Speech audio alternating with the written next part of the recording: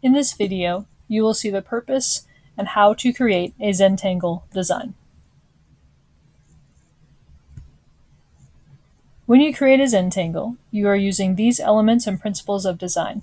You are using shape, changing the sizes of those shapes, creating a pattern with those shapes, creating a movement, and also paying attention to proportion of what you've drawn.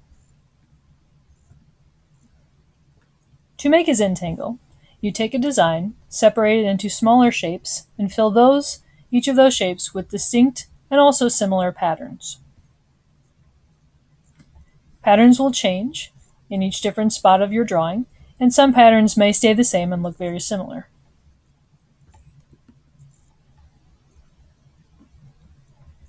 Whatever patterns you put into those shapes, they need to fit with the direction and size. They can repeat in different places to look similar to each other. It's very important to pay attention to proportion when you're making your design. So if you have a small space, you would make small patterns to fit inside that space.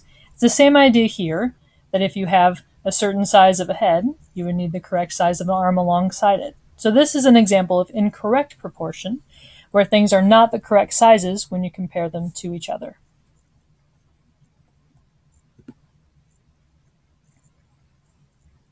For a pattern to be in correct proportion, it fits with the size of the shape and also follows that direction. Like the circles on the tail of the seahorse get smaller as it gets near the end of the tail, and are also circular, just like the tail is round. The patterns can repeat in different places.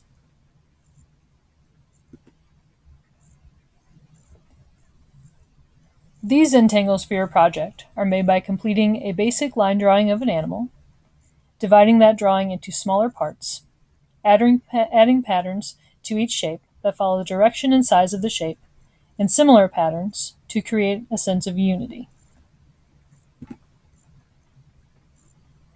This is an example of how you can start with a basic line drawing of an animal and use the shapes and the spaces you have left to make detailed patterns.